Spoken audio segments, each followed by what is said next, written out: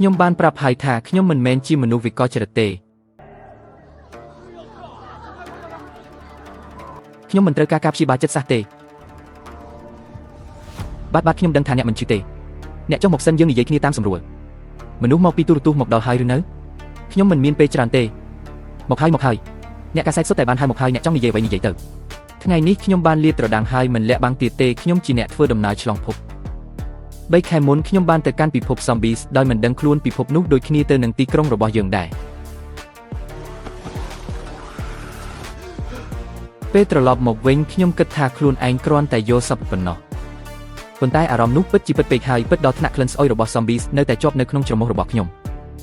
ដើម្បីការពារខ្ញុំបានស្តុកទំនិញជាច្រើនទុកជាមុនខ្ញុំគិតថាខ្ញុំជាកូនប្រុសដែលបានជ្រើសរើសដោយព្រះទីបំផុតខ្ញុំនឹងក្លាយជាតួឯកប្រឡំលោកបែបថ្ងៃអវសានលោកដែលស្តុកទំនិញអ្នកណាទៅដឹងអ្នកសាច់អីខ្ញុំនឹកឃើញរឿងរីករាយមួយលោកឆេងអ្នកបន្តទៅនេះមើលរឿងខ្លីខួរក្បាលច្រើនពេកហើយខ្ញុំមិនបានលេងសាច់ជាមួយអ្នកទេដរាបណាការរាប់ថយក្រោយនេះដល់0អ្នកសាច់អីទៀតហើយខ្ញុំនិយាយមែនខ្ញុំមិនបានលេងសាច់ទេលោកឆេងយើងបានទទួលការបណ្ដុះបណ្ដាលយ៉ាងតឹងរ៉ឹងមិនថារឿងនេះគួរឲ្យអស់សំណើចយ៉ាងណាក៏ដោយយើងក៏មិនសាច់ដែរចុះយ៉ាងម៉េចបើបែបនេះអ្នកចុះមកសិនយើងនឹងស្ដាប់អ្នកនិយាយយឺតយ៉ាងម៉េចដែរលឿនហើយអ្នកនឹងបានឃើញថាខ្ញុំឆ្លងភពយ៉ាងម៉េច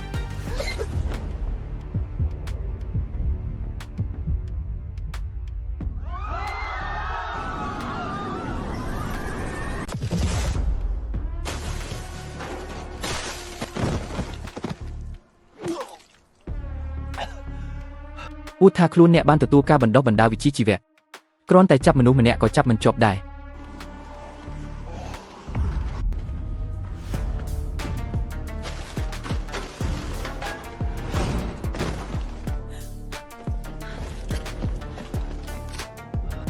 ផលប៉ះពាល់ខ្នាតតូចដល់ដំណើរការបន្តពេលវេលាពិភពលោកទទួលបាន3ពិន្ទុបន្ថែមសូមជ្រើសរើសពិន្ទុបន្ថែមលើខ្លួនប្រាណឈប់ភ្លាមចាំបន្តិចខ្ញុំមិនមែនជា Zombies ទេអ្នកឆ្លងមេរោគក៏អាចនិយាយបានដែរមុនពេលពួកគេប្រែប្រួលទាំងស្រុងខ្ញុំពិតជាមិនមែនទេអ្នកធ្លាប់ឃើញ Zombies ណាមានសម្លៀកបំពាក់ស្អាតហើយអាចនិយាយហេតុផលបាត់ទេតើអ្នកជានរណាហើយមកពីណាខ្ញុំឈ្មោះជេងហ្វានចំពោះរឿងខ្ញុំមកពីណាគឺវាវែងឆ្ងាយណាស់មកតាមខ្ញុំមកបើធ្លាក់ពីក្រុមខ្ញុំមិនជួយអ្នកទេនារីម្នាក់នេះបាននាំខ្ញុំឆ្លងកាត់តំបន់គ្រោះថ្នាក់ក្បែរផ្សារទំនើបលើកលែងតែរឿងតូចតាចបន្តិចបន្តួចនៅកណ្ដាលផ្លូវចប់ហើយ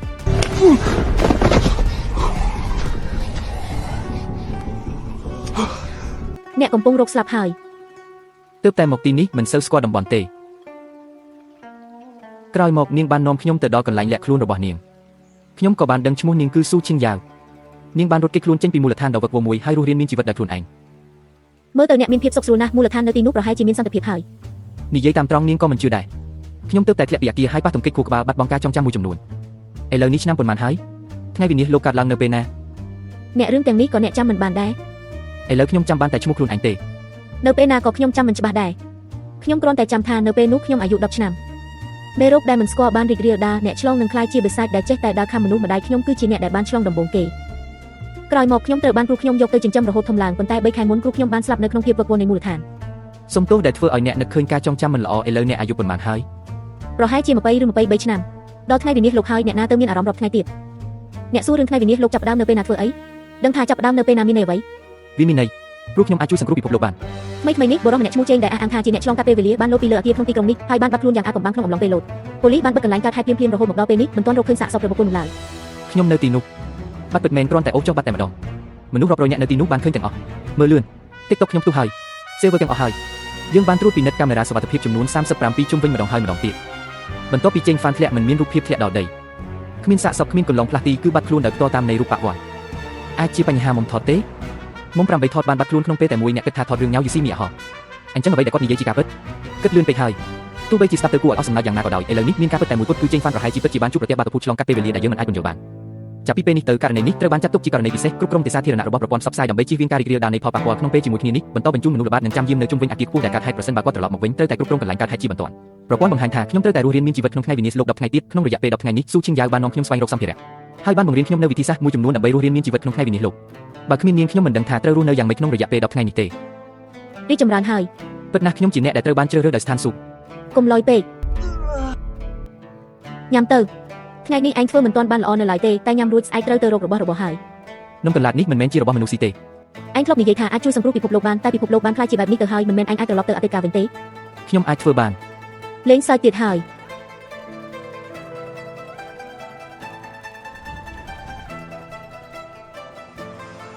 ពួកយើងត្រូវបានវាឡំពាត់ហើយ យឺតពេលហើយខ្ញុំនឹងបញ្ឈប់ពួកវា ឯងឈួតហើយ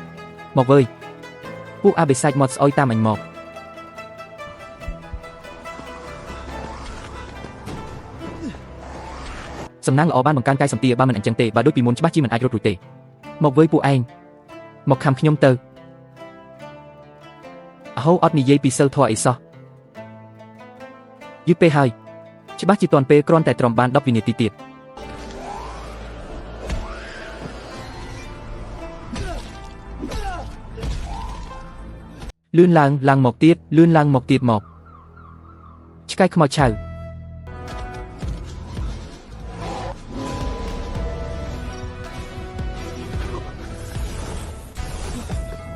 អូមានមនុស្សម្នាក់បន្ថែមទៀតនៅទីនោះរីកាប៉ូលីសគេលោតហើយមិនមែនការពីប៉ុន្មានពេលមុនទៅតែលោតទេត្រឡប់មកវិញហើ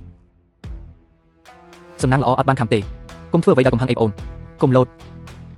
សំណាងល្អទូរស័ព្ទនៅតែមានឆ្លងកាត់ទៅគឺមានតែសម្លៀកបំពាក់ជាប់ខ្លួនទេដែលនៅសល់របស់ផ្សេងទៀតគឺមិនអនុញ្ញាតឲ្យខ្ញុំយកតាមសោះ នេះគឺជាប៉ុស្តិ៍ប៉ូលីសផ្លូវពោស៊ីក្រុងឆាងសាតើមានអ្វីដែលខ្ញុំអាចជួយបានទេ អាឡូខ្ញុំឈ្មោះជេងហ្វានខ្ញុំត្រឡប់មកពីសម័យអវសានលោកវិញហើយលោកអ្នកដឹកនាំទាំងឡាយលោកមិនដឹងថាខ្ញុំរស់នៅរបៀបណានៅទីនោះទេមិនមែនគ្រាន់តែបារម្ភព្រួយទេសូម្បីតែអាហារក៏ជានំកន្លតដែរឆ្អែតហើយអញ្ចឹងនិយាយការងារសំខាន់ទៅឥឡូវនេះយើងជឿថាអ្នកជាអ្នកឆ្លងកាត់ពេលវេលាហើយតើមានអ្វីកើតឡើងនៅទីនោះមេរោគខ្មោចឆៅបានផ្ទុះឡើងបណ្ដាលឲ្យពិភពលោកទាំងមូលដួលរលំខ្ញុំគិតថាយើងត្រូវតែការពារជាមុនផ្ទុះឡើងនៅពេលណាប្រភពវានៅណាមិនដឹងទេនារីដែលជួយខ្ញុំក៏មិនដឹងពេលវេលាច្បាស់លាស់ដែរគ្រាន់តែដឹងថាវាផ្ទុះឡើងភ្លាមលោកជេងខ្ញុំត្រូវតែជំទាស់តើអ្នកបង្ហាញភស្តុតាងយ៉ាងម៉េចថាអ្នកឆ្លងកាត់ទៅអនាគតនៃពិភពលោកយើងនេះមិនមែនជាពិភពលោកប៉ារ៉ាឡែលណាមួយខ្ញុំអាចឆ្លងកាត់ពេលវេលាបានហើយតើឯងនៅនិយាយវិទ្យាសាស្ត្រជាមួយខ្ញុំទៀតឬតើអ្នកអាចនាំមនុស្សរបស់យើងឆ្លងកាត់ទៅបានទេមិនបានទេខ្ញុំបានសាកល្បងហើយអាចយកតាមបានតែសម្លៀកបំពាក់ជាប់ខ្លួនប៉ុណ្ណោះបើមិនអញ្ចឹងទេលើកក្រោយខ្ញុំឆ្លងកាត់ទៅខ្ញុំនឹងរកបណ្ណាល័យដើម្បីស្រាវជ្រាវឯកសារប្រវត្តិសាស្ត្រនៅក្នុងទ្រឹស្ដីពិភពលោកប៉ារ៉ាឡែលប្រវត្តិសាស្ត្រនៃពិភពលោកទាំងពីរមានទំនាក់ទំនងយ៉ាងធំធេងមានតែនៅចំណុចពេលវេលាសំខាន់ណាមួយប៉ុណ្ណោះទើបមានគម្លាតកើតឡើងការស្វែងរកឯកសារមិនអាចជាភស្តុតាងរឹងមាំបានទេអញ្ចឹងក៏កន្សោមពេលវេលាទៅលោកអ្នករកកន្លែងកប់របស់អ្វីមួយឥឡូវនេះខ្ញុំនឹងទៅជីកវាចេញមកតើនេះអាចជាភស្តុតាងបានទេហានិភ័យធំពេកលំហូរពេលវេលាមានភាពមិនច្បាស់លាស់ការប្រែប្រួលទីតាំងឬការបំផ្លាញដោយមនុស្សអាចបណ្ដាលឲ្យកន្សោមបាត់បង់អ្វីដែលពិសេសជាងនេះគឺនៅទីនោះពោពេញទៅដោយខ្មោចឆៅការទៅជីករណ្ដៅរបស់អ្នកគឺមានគ្រោះថ្នាក់ខ្លាំងពេកយើងត្រូវតែស្វែងរកភស្តុតាងវិទ្យាសាស្ត្រតែមួយគត់ដែលធានាសុវត្ថិភាពរបស់អ្នកទាំងស្រុងនេះពិតជាបញ្ហាប្រឈមមួយមានវិធីសាស្ត្រមួយដែលមានសុវត្ថិភាពទាំងស្រុងហើយមិនអាចត្រូវបានចម្លងដោយពិភពលោកប៉ារ៉ាឡែលបានឡើយនិយាយត្រង់ខ្ញុំមិនដែលគិតថាថ្ងៃនេះនឹងមកដល់ទេពី3ម៉ោងមុនខ្ញុំនៅតែព្រួយបារម្ភពីរឿងថ្លៃឈ្មោះផ្ទះហើយអាចខ្លាចជាកម្មករដែលពិបាកដោយសារទៅខ្មោចឆៅស៊ីខួរក្បាលបានគ្រប់ពេលតែឥឡូវនេះខ្ញុំបែរជាបានខ្លាចជាស្នូលនៃគម្រោងសម្ងាត់កម្រិតរបស់រដ្ឋទីបំផុតខ្ញុំបានដឹងរឿងមួយយ៉ាងច្បាស់លាស់ថានៅពេលអ្នកបង្ហាញថាអ្នកអាចជួយសង្គ្រោះពិភពលោកបានរដ្ឋពិតជានឹងស្រឡាញ់អ្នកដូចកូនព្រះល្អមែនឆាកនេះខ្ញុំនឹងត្រូវទៅប្រយុទ្ធជាមួយមនុស្សភពកាយមែនទេសមិទ្ធចឹងហ្វានសួស្ដីខ្ញុំជាប្រធានការិយាល័យ749នៃគម្រោងពិសេសជាតិលេជិនសួស្ដីចាប់ពីពេលនេះទៅរាល់ធនធានជាតិទាំងអស់នឹងស្ថិតនៅក្រោមការគ្រប់គ្រងរបស់អ្នករកឃើញការប្រែប្រួលខ្សែពិភពលោកទទួលបាន100ពិន្ទុ100ពិន្ទុទីបំផុតមានកន្លែងបន្ថែមហើយដើម្បីសហការជាមួយគម្រោងសម្ងាត់បន្ទាប់របស់ខ្ញុំហើយក៏ដើម្បីធានានៅអត្រារស់រានរបស់អ្នកផងដែរខ្ញុំណែនាំឲ្យអ្នកបន្ថែម50ពិន្ទុពេញទៅលើទំហំតុដើម្បីពង្រីកទំហំតុសម្ភារៈរបស់អ្នកបន្ថែមកន្លែង50ទទួលបានទំហំតុ500ម៉ែត្រការ៉េ50ពិន្ទុដែលនៅសល់ត្រូវបែងចែកឲ្យស្មើគ្នាទៅលើកម្លាំងល្បឿននិងប្រតិកម្មលោកចឹងហ្វានផ្អែកលើទំហំដែលអ្នកបានពង្រីកយើងបានរៀបចំស្បៀងអាហារបង្រួមកូតាខ្ពស់បំផុតសម្រាប់ទាហានម្នាក់ថ្នាំសង្គ្រោះបន្ទាន់និងឧបករណ៍ការពារយុទ្ធសាស្ត្រសម្រាប់អ្នកនេះជាកាំភ្លើងខ្លីពិសេសដែលភ្ជាប់មកជាមួយគ្រាប់កាំភ្លើងម៉ូដែលថ្មីពីប្រភេទពណ៌ក្រហមជាគ្រាប់កាំភ្លើងសម្ពាធកម្ដៅដែលអាចដុតបំផ្លាញអុកស៊ីសែនភ្លាមក្នុងកន្លែងតូចចង្អៀតនិងបង្កើតកម្ដៅខ្ពស់និងសម្ពាធខ្លាំងគួរឲ្យខ្លាចពណ៌ខៀវជាគ្រាប់កាំភ្លើងទឹកកកដែលមានផ្ទុកអាសូតរាវត្រជាក់ខ្លាំងអាចបង្កប់និងបំផ្លាញគ្រឿងផ្សិតឬអវយវៈរបស់ស្រូវភ្លាមអូហូនេះហើយជាភាពសប្បាយរីករាយនៃការអបផ្លូវពុករដ្ឋសមមិត្តទាំងអស់គ្នាខ្ញុំទៅហើយរងចាំដំណឹងល្អពីខ្ញុំយើងនឹងនៅផ្ទះរងចាំអ្នកត្រឡប់មកវិញមានឧបករណ៍ដ៏អស្ចារ្យពេញលេញក្នុងដៃពិភពលោកវិនាសខ្ញុំហ៊ូហានសានត្រឡប់មកវិញហើយឯងបន្តការឆ្មឹងឆ្មៃទៅធម្មតាឯងមិនមែនជាមនុស្សដែលមិនមើលងាយអ្នកណាទេឥឡូវនេះនៅតែធ្លាក់ក្នុងកណ្ដាប់ដៃខ្ញុំដដែលឲ្យតែឯងលុតជង្គង់លុតក្បាល3ដងខ្ញុំនឹងទុកសពទាំងមូលឲ្យឯងយ៉ាងម៉េចយ៉ាងឈិនការសម្ងាត់របស់លាវយ៉ាវឯងមិនដឹងទេឬមួយឯងចូលចិត្តបែបនោះពិតមាត់បាក់ជើងស្រីថោកទាបនេះទាំងពីរហើយបោះវាចេញពីបង្អួតឲ្យខ្មោចឆៅស៊ីដោយការពីមុនដែលបានដោះស្រាយជាមួយគ្រូរបស់វាអញ្ចឹងលោកគ្រូយ៉ាងឈិនខ្ញុំនឹងសម្លាប់ឯងសម្លាប់ខ្ញុំចាំជាតិក្រោយទៅអ្នកណាគេមនុស្សច្រើនវីមនុស្សម្នាក់ហៅថាមានសមត្ថភាពអីលឿនសម្លាប់វាទៅក្នុងសម័យកាលវិនាសអន្តរាយការសម្លាប់មនុស្សមិនមែនជាបទល្មើសទេមែនទេចឹងហ្វានអ្នកពិតជានៅរស់មែនអ្នកបានត្រឡប់មកវិញហើយយ៉ាងម៉េចមិនស្វាគមន៍ខ្ញុំទៅឯងហ៊ានធ្វើបាបខ្ញុំបងលីវមិនអត់ទោសឲ្យពួកឯងទេគាត់ប្រកាសជានឹងបញ្ជូនមនុស្សមកហែកសពពួកឯងជាចំណិតហើយមិញឯងនិយាយថាចង់បំបាក់ជើងខ្ញុំហើយបោះឲ្យខ្មោចឆៅស៊ីមែនទេ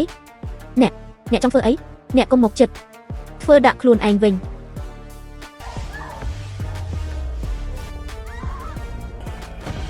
ញជួយផងឈៀងយ៉ាវខ្ញុំខុសហើយ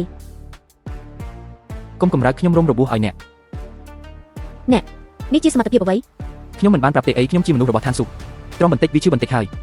អាហា លោកលីវយ៉ាវនោះតើមានរឿងអ្វីពិតប្រាកដ មុនអវសានពិភពលោកលីវយ៉ាវគឺជាប្រធានក្រុមហ៊ុនសន្តិសុខបន្ទាប់ពីអវសានពិភពលោកគាត់បានគ្រប់គ្រងអាវុធយោធាមួយកន្លែងពីមុនគាត់ដើរតាមម្ចាស់ផ្សារទំនើបគូវិនវូបានបង្កើតមូលដ្ឋានដែនដីថ្ងៃស្អែកប៉ុន្តែលីវយ៉ាវមានមហិច្ឆតាខ្លាំងពេកគាត់មិនចង់ស្ថិតនៅក្រោមការគ្រប់គ្រងរបស់នរណាម្នាក់ទេគាត់ចង់លេបត្របាក់សម្ភារៈទាំងអស់របស់មូលដ្ឋានគាត់បានចាប់ផ្ដើមសង្គ្រាមដណ្ដើមអំណាចហើយក្បត់លោកគូគ្រូរបស់ខ្ញុំដើម្បីការពារខ្ញុំត្រូវបានមនុស្សរបស់លីវយ៉ាវចាប់បានហើយបន្ទាប់មក ដូច្នេះហើយអ្នកមិនព្រមចាក់ចេញពីកន្លែងនេះទេគ្រាន់តែដើម្បីរកឱកាសសម្រាប់លីវយ៉ាវដើម្បីសងសឹក មែនខ្ញុំចង់ឲ្យវាសងបំណុលឈាមនេះមកវិញ មិនចាំបាច់រងចាំទៀតទេ អ្វី ការសងសឹកនេះខ្ញុំនឹងជួយអ្នក អ្នក តែទោះជាសងសឹកក៏ដោយក៏ត្រូវញ៉ាំបាយឲ្យឆ្អែតនិងព្យាបាលរបួសឲ្យជាសិនដែរមែនទេប៉ុន្មានថ្ងៃនេះអ្នកគ្រាន់តែព្យាបាលរបួសឲ្យជាដោយស្ងៀមស្ងាត់ទៅបងលីវទីតាំងចុងក្រោយរបស់ជីងគឺនៅក្បែរនេះយើងនៅមិនទាន់រកឃើញនឹងទេព្រោះត្រូវតែឃើញមនុស្សស្លាប់ត្រូវតែឃើញសពបើមិនឃើញពួកឯងមិនបាច់ត្រឡប់មកវិញទេបាទឡានប្រដាប់ក្មេងលេងមកពីណ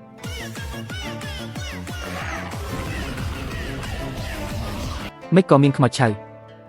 ម្ដាយរបស់ឪពុកហៅថាម៉េចម្ដាយរបស់ឪពុកហៅថាម៉េច ត្រូវអន្ទាក់ហើយ គេហៅថាយាយ ប្រធានក្រុមខ្មោចឆៅសុទ្ធតែខ្មោចឆៅអាហាជួយផងបាញ់ទៅអាហាជួយខ្ញុំមកហើយដកថយជប់លើតូចកុំឲ្យខ្ញុំដឹងថាអ្នកណាធ្វើឲ្យសោះខ្ញុំនឹងហែកស្បែកវាឲ្យបានខ្ញុំខ្លាចអ្នកគ្មានឱកាសនោះទេគឺស៊ូឈីងយ៉ាវតើនាងនៅរស់បានយ៉ាងម៉េចមិនបាច់ខ្វល់ថានាងរស់បានយ៉ាងម៉េចទេក្មេងប្រុសទៅងាប់ទៅខ្មោចអី កុំកម្រើកបាត់កម្រើកស្លាប់ គុំសម្រាប់ខ្ញុំឥឡូវអាចនិយាយល្អបានហើយឬនៅបានបងធំមានរឿងអីនិយាយគ្នាទៅនាំខ្ញុំចូលទៅក្នុងមូលដ្ឋានដែនដីថ្ងៃស្អែកបើហ៊ានប្រើល្បិចខ្ញុំនឹងបោះអ្នកចេញទៅឲ្យខ្មោចឆៅស៊ីឡានរបស់ពួកអ្នកចន់នៅណានាំផ្លូវស៊ូឈីងយ៉ាវនិយាយថាមូលដ្ឋានដែនដីថ្ងៃស្អែកស្ថិតនៅក្នុងគុកនៅជីក្រុងមានជញ្ជាំងខ្ពស់បណ្ដាញអគ្គិសនីកាំភ្លើងយន្តធុនធ្ងន់បើហ៊ានចូលគឺស្វែងរកសេចក្ដីស្លាប់សំណាងល្អខ្ញុំមានលិខិតឆ្លងដែនស្រាប់នៅក្នុងដៃគម្រាមពួកគេឲ្យនិយាយត្រូវគ្នាជួបជាមួយហ្វុងខ្មោចឆៅក្រុមតូចបានរងការខូចខាតយ៉ាងធ្ងន់ធ្ងរតែបានប្រយុទ្ធស្លាប់រស់ចាប់បានមនុស្សរបស់លីវយ៉ាវគ្រាន់តែគុំធ្វើអ្វីឆ្កាំឆ្គងយើងអាចចូលទៅដោយសេរីគុំរអាក់រអួលគុំធ្វើភ្នែកប្រសិនបើច្បាស់ហើយបងធំគុំឲ្យរើកាយកាំភ្លើងឈប់អ្នកណាឡានពីរគ្រឿងចេញទៅមិនក៏ត្រឡប់មកវិញតែមួយគ្រឿងគឺខ្ញុំទេបងម៉ាយើងជួបហ្វុងខ្មោចច្រើនណាស់បងប្អូនទាំងអស់គ្នាបានពលីអស់ហើយតែយើងបានចាប់ស្រីដែលបងលីវចង់បានមកវិញហើយអូពិតជាស៊ូឈីងយូមែនល្អហើយបងម៉ាបើទោះជាបងប្អូនស្លាប់អស់មែនតែរង្វាន់របស់បងលីវអ្នកយកម្នាក់ឯងក៏មិនខាតដែរដោយសារតែគ្រប់គ្រងមនុស្សពីរនាក់នេះទើបពួកយើងអាចចូលទៅក្នុងមូលដ្ឋានដោយសុវត្ថិភាពខ្ញុំធ្វើពុតជាបញ្ជូនស៊ូឈីងយាវហើយដើរតាមពួកគេរហូតដល់តំបន់ស្នូលនៃមូលដ្ឋានដោយគ្មានឧបសគ្គបងម៉ាបងលីវកំពុងខឹងនៅក្នុងការិយាល័យជាន់លើខ្លាំងណាស់អ្នកប្រញាប់នាំមនុស្សទៅសម្រាប់ពួកវាជាចារកម្ម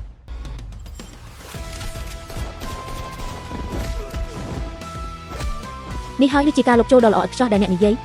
គ្រាន់តែដោះស្រាយមនុស្សដែលឃើញទាំងអស់គឺមិនមែនជាការលុបចូលដ៏ល្អឥតខ្ចោះនោះទេ អ្នកនិយាយថាម៉េចក៏មិនចុះលីវយ៉ាវជាសត្វទឹកឆាន ត្រៀមខ្លួនរួចហើយអ្នកណា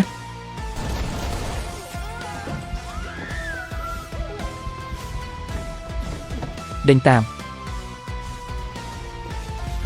អីយ៉ាគេរត់ហើយនោះជាឡានពីរដែលការពារគ្រាប់កាំភ្លើងបានមិនទូទេ បានស៊ូគ្រាប់កាំភ្លើងទឹកកកស្ងួតរបស់ខ្ញុំហើយឬនៅជួបគ្នាទៀតហើយភ្ញាក់ផ្អើលអត់នឹកស្មានមិនដល់ទេ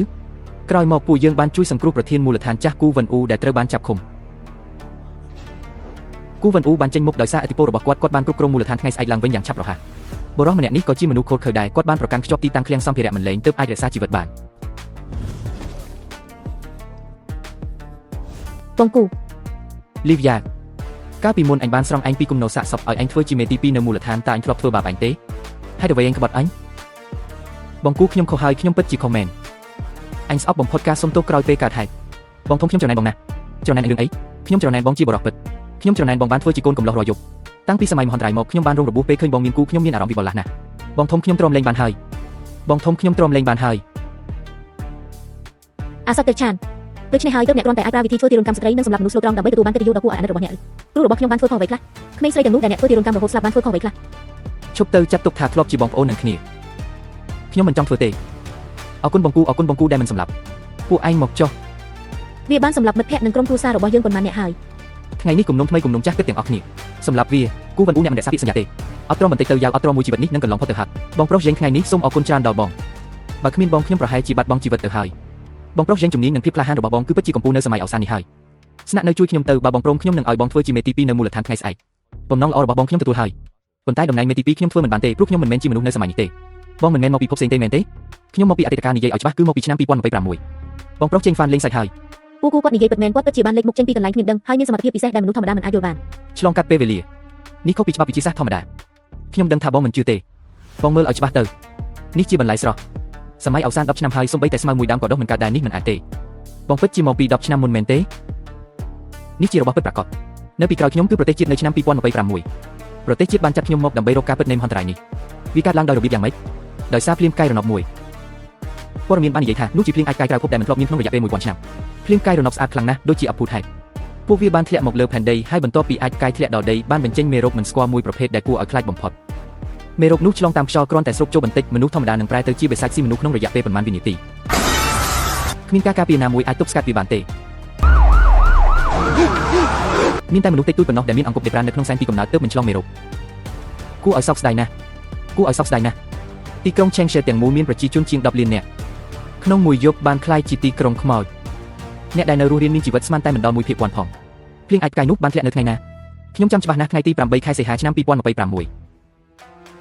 ថ្ងៃទី8ខែសីហាឆ្នាំ2026នោះមិនមែនជា2ខែក្រោយនៃពិភពលោករបស់ខ្ញុំទេឬបន្ទាប់ពីត្រឡប់មកពីសម័យអវសានវិ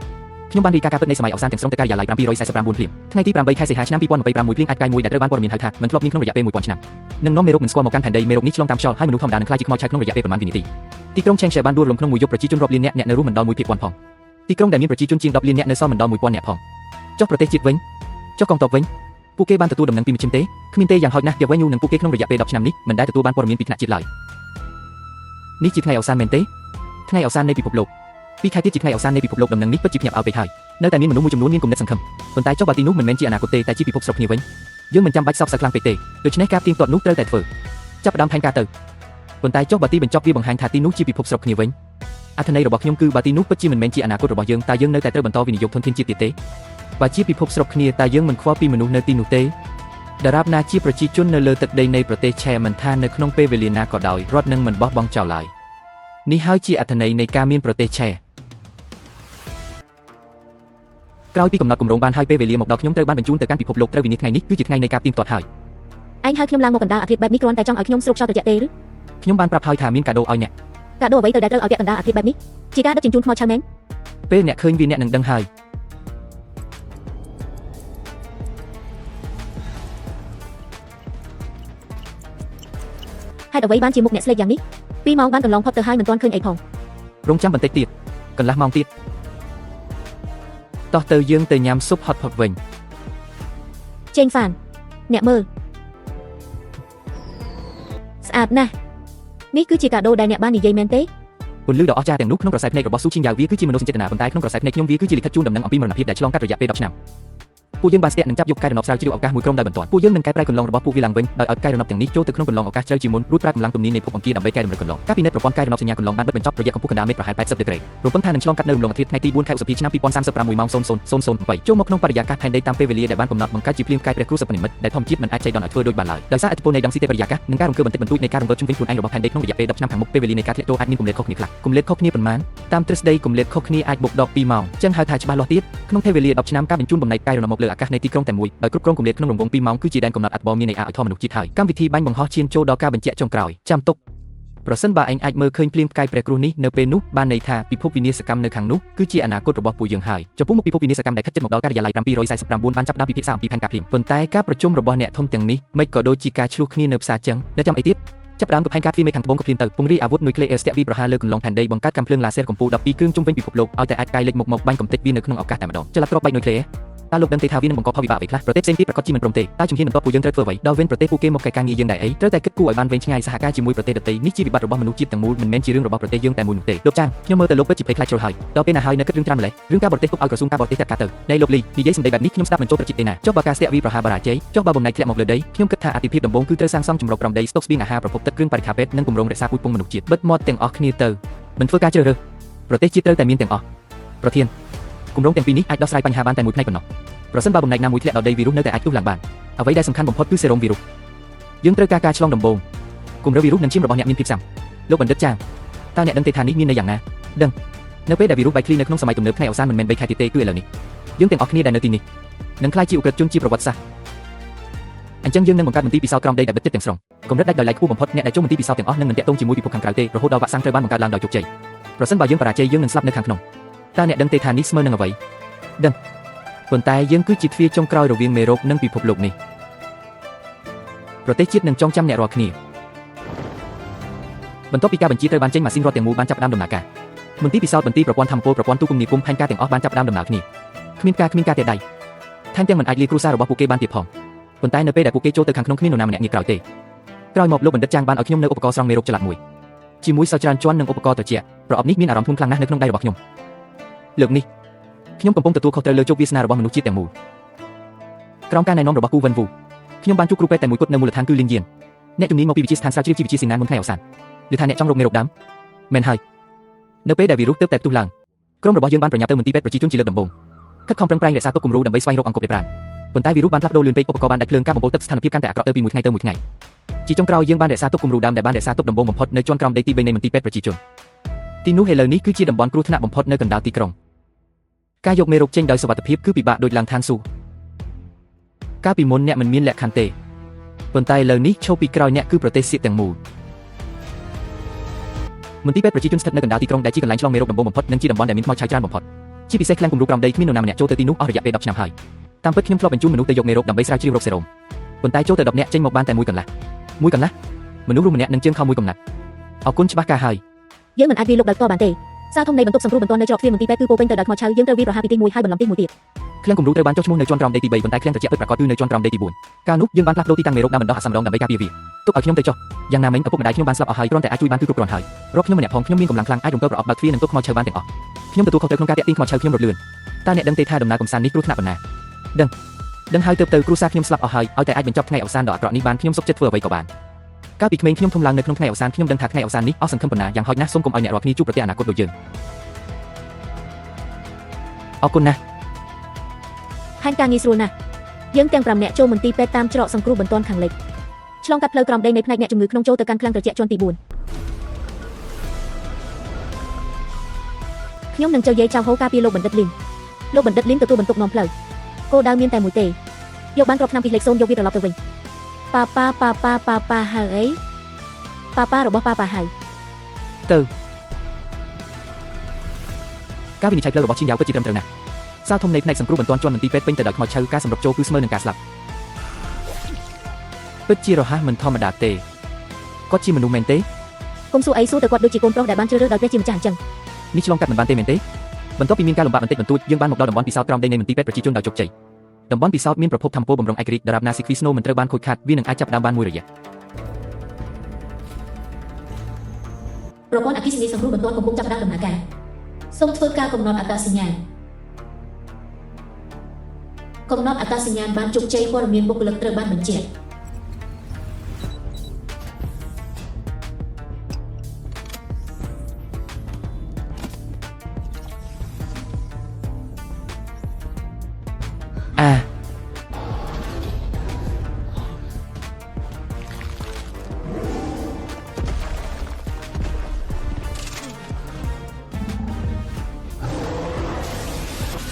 លោកបណ្ឌិតលីចូលប្រយ័ត្នគេចេញសម្រាប់វាមិនបានទេវាដូចជាមានកម្លាំងលើសពីធម្មតាមិនអាចប្រើគ្រាប់បែកកម្ដៅបានទេនេះជាកន្លែងបិទជិតក្រោមដីអុកស៊ីសែននិងអស់ភ្លាមយើងទាំងអស់គ្នានឹងថប់ដង្ហើមស្លាប់នេះជាបិសាចដែលត្រូវបានចិញ្ចឹមអស់10ឆ្នាំនៃថ្ងៃអវសានមែនទ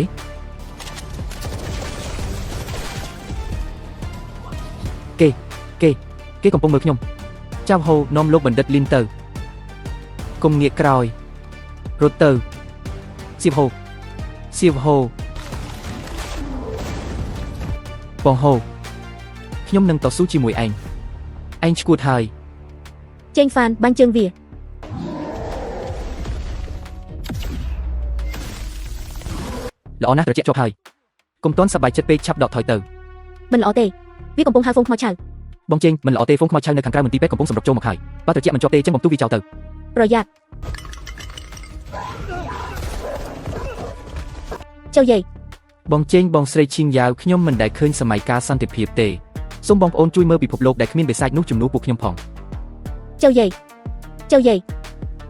បន្ទាប់ពីត្រឡប់មកបច្ចុប្បន្នវិញខ្ញុំបានប្រគល់មេរោគដើមទៅឲ្យគេភ្លាមគ្រាប់បាល់ជីមសុវត្ថិភាពត្រូវដំណើរការជោគជ័យប្រអប់គំរូនៅពេញលេញហានិភ័យបំពុលត្រូវបានគ្រប់គ្រងកម្រិតទី1ពឹងផ្អែកលើអ្នកទាំងអស់គ្នាហើយហត់នឿយហើយមុនពេលវ៉ាក់សាំងត្រូវបានផលិតជោគជ័យពួកគេនឹងមិនចេញមកក្រៅឡើយប្រសិនបើមានការឆ្លងនៅខាងក្នុងទ្វារនេះនឹងមិនបើកជារៀងរហូតនេះជាស្មារតីអង្គអត្តនៃវីរជនប្រទេសចិនថ្ងៃបន្ទាប់មកពិភពពិតបានច្របូកច្របល់ទាំងស្រុងប្រទេសចិនម្ខាងពង្រឹងបន្ទាយការពីទីក្រុងម្ខាងទៀតសាងសង់ជំរកក្រោមដីការស្រាវជ្រាវវ៉ាក់សាំងក៏កំពុងប្រញាប់ប្រញាល់រាល់វិនាទីរាល់ថ្ងៃដូចជាការដណ្ដើមពេលវេលាពីដៃស្ដេចយមរាជចឹងក្នុងពេលជាមួយគ្នានេះគឺផែនការទ្វារមេខាងត្បូងត្រូវបើកដំណើរការពេញលេញគ្រាប់បែកនុយក្លេអ៊ែរស្ទាក់វិប្រហា10000គ្រាប់ចូលក្នុងប្រព័ន្ធត្រៀមប្រយុទ្ធកាំភ្លើងឡាស៊ែរកម្ពុជាប្រព័ន្ធស្ទាក់វិប្រហាលើបន្លងឱកាសនិងគម្រោងរក្សាពូជពង5ដីទាំងអស់ត្រូវបានរុញច្រានដំណើរការក្នុងពេលតែមួយបរទេសគិតថាពួកយើងចង់ធ្វើសង្គ្រាមលោកលើកទី3ប្រទេសជាច្រើនរួមដៃគ្នាសង្កត់សង្កិនប៉ុន្តែលើកនេះជំហររបស់ប្រទេសចិនគឺសាមញ្ញបំផុតពាក់ព័ន្ធស្អីនឹងក្បាលពួកគេក្នុងន័យការបរទេសមិនអាចនិយាយចឹងបានទេចុះត្រូវនិយាយយ៉ាងម៉េចទទួលបានការយកចិត្តទុកដាក់ពីទីអ្នកហើយភាគីយើងបានជំរាបព័ត៌មានពីពិភពវិនាសកម្មរួចហើយជឿមិនជឿអាស្រ័យលើប្រទេសអ្នកប៉ុន្តែភាគីយើងនឹងរៀបចំតាមតម្រូវការសុវត្ថិភាពតខ្លួនបកប្រែមកវិញ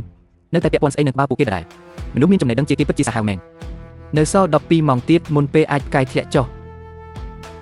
សូមប្រជាពលរដ្ឋទាំងអស់ចូលទៅកាន់ជំរកក្រោមដីតាមលំដាប់លំដោយស្របតាមផែនការបន្ទាន់ហាមកកុញសុវត្ថិភាពជាចម្បងបើកបរមិនគោរពច្បាប់នាំឲ្យសាច់ញាតិសម្រាប់ទឹកភ្នែកគ្រប់ទីតាំងស្ទាក់វិប្រហាសូមរាយការណ៍ស្ថានភាពក្រុមរំដៅបាញ់បង្ហោះវាលខ្សាច់ភាគពីយប់ត្រៀមខ្លួនវេទិកាសមុទ្រជ្រៅត្រៀមខ្លួនទីតាំងចល័តក្នុងជួរភ្នំត្រៀមខ្លួនខាងនេះប្រកល់ឲ្យអ្នកទាំងអស់គ្នាហើយឯងត្រូវត្រឡប់ទៅវិញឯងដឹងទេប្រសិនបើខាងនេះជោគជ័យខាងនោះអាចនឹងបាត់បង់អ្វីមិនទាន់បញ្ចប់ទេខ្ញុំត្រូវតែត្រឡប់ទៅវិញត្រូវត្រឡប់មកវិញដោយមានជីវិតណាពាក្យមួយម៉ាត់នេះខ្ញុំស្ដាប់ឮច្រើនដងណាស់ហើយអញ្ចឹងធ្វើឲ្យបានដូចពាក្យដែលបានលើទៅ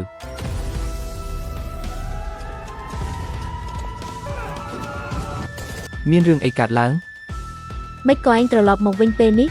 ហ្វូងខ្មោចឆៅពីទីដែលកណ្ដាលក្រុងមកទាំងអស់ហើយមិនក៏ស្រាប់តែមានហ្វូងខ្មោចឆៅធំធេងយ៉ាងនេះមកបាន ប្រហែលជាសកម្មភាពនៅមន្ទីរពេទ្យលើកមុនតាក់ទាញពួកវាហើយ អ្នកទាំងអស់គ្នាប្រកាសការពារឲ្យជាប់គ្រាប់បាញ់មិនកំណត់វាបាញ់ឲ្យខ្លាំងគ្មានអ្វីផ្សេងទេប៉ុន្តែកម្លាំងប្រយុទ្ធបាញ់គឺមានគ្រប់គ្រាន់ដកថយទៅខ្សែការពារទី2មនុស្សចាស់និងក្មេងទៅមុនស៊ូឈិនយ៉ាវ កុំខ្វល់ពីខ្ញុំប្រធានការិយាល័យគូនៅជើងឯង គោលដៅឈានចូលក្នុងចន្លោះពេលស្ទាក់វិប្រហាចុងក្រោយគ្រប់ទីតាំងទទួលបានការអនុញ្ញាតប្រព័ន្ធឡាស៊ែរកន្លងឱកាសចាក់សោកគោលដៅ 19-8 បងជេងអស់គ្រាប់ហើយខ្ញុំសល់តែគ្រាប់បែកកម្ដៅចុងក្រោយមួយគ្រាប់ទៀតប៉ុណ្ណោះខ្លាចទេ ខ្លាច ប៉ុន្តែទោះជាខ្លាចយ៉ាងណាក៏ត្រូវតែចូលស្លាប់ដែរព្រោះថាចំពោះមុខពួកយើងគ្មានផ្លូវថយទៀតឡើយបាញ់សម្រុកឆ្លងផុតហើយ ចេញហ្វានប្រញាប់រត់ទៅ ពួកយើងមិនទាន់ចាញ់ទេ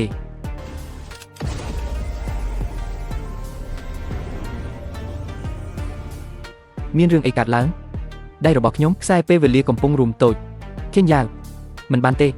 ខ្ញុំប្រកាសជានាំឯងត្រឡប់ទៅវិញបានប្រព័ន្ធបន្ថែមលំនាំផ្ទះទៅជាមួយបើកឲ្យឯងភ្លាមទៅកុំទៅអីស៊ូឈិនយ៉ាវអង្គវរឯងហើយ ចេញហ្វាន កុំយំអីខ្ញុំនៅអតីតកាលរងចាំឯង ខៀនយ៉ាវ